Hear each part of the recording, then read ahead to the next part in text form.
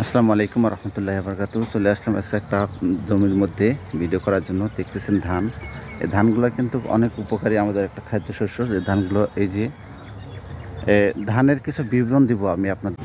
ধানের বৈজ্ঞানিক নাম ওরিজা সেটিভা, একবীজপত্রী ফসল। এটি প্রায় 10,000 বছর আগে চীন ও জাপানের ইয়াংজি নদীর অববাহিকায় প্রথম চাষ করা হয়েছিল। আমার জানা মতে চীন ও জাপানের রাজাগণের পৃষ্ঠপোষকতায় প্রথম ধান চাষ শুরু হয়েছিল বলে জানা যায়। ধান গাছ এটার কিন্তু মূল রয়েছে, কিন্তু ধান গাছের মূল কিন্তু মানে বড় কোনো মূল না, এটা সরু সরু সুতোর মতো একগুচ্ছ মূল থাকে ধান গাছের। এই মূলগুলো কিন্তু মাটির ভিতরে ছড়িয়ে থাকে।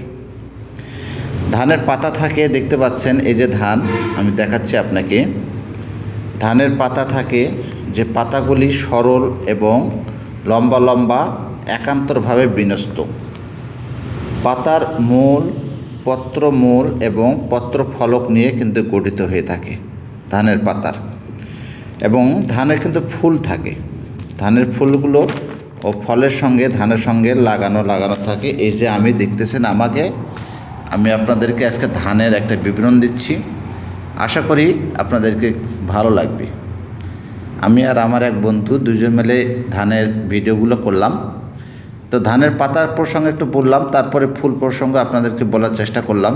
ধান চাষের উপর নির্ভর করে কিন্তু বাংলাদেশের ধানকে কিন্তু আমরা মোটামুটি 3 ভাগে ভাগ করে থাকি। এক হচ্ছে আউশ ধান, যেটা আষাঢ় মাসে বর্ষার মধ্যেও কিন্তু হয়। আর আমন ধান, যেটা আমরা আমন মানে অগ্রহায়ণ মাসে যে ধানটা করে থাকি, বোরো বা ইরি ধান। তো মোটামুটি 3 ভাগে কিন্তু আমরা ধান মোটামুটি চাষ করে থাকি। তো ধান থেকে সাধারণত আমরা কিন্তু, এটা আমাকে দেখতেছেন, তো ধান থেকে সাধারণত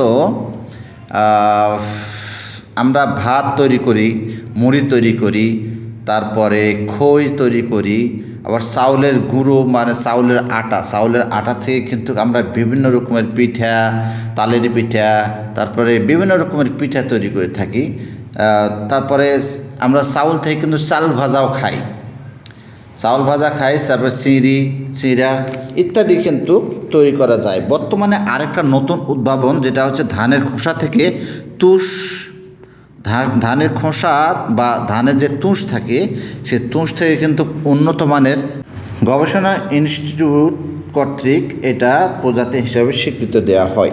অত্র প্রতিষ্ঠান থেকে বর্তমানে অনেক উন্নত মানের ধান আবিষ্কার করা হয়েছে, যেমন BR1, তারপরে BR2 মানে মালা, BR3 বিপ্লব, BR4 বৃষাল, তারপর BR5 দুলাভোগ, বৃধান 28, বৃধান 29, বৃধান 30 ছাড়া প্রভৃতি জাতের ধান কিন্তু উক্ত প্রতিষ্ঠান থেকে খুবই উন্নত মানের ধান বর্তমানে বাংলাদেশে আছে। তো বন্ধুরা, ভিডিওটি কেমন লেগেছে অবশ্যই ভিডিওটি যদি ভালো লাগে লাইক, কমেন্ট ও শেয়ার করে দেওয়ার জন্য বিনীতভাবে অনুরোধ জানাচ্ছি। ধন্যবাদ।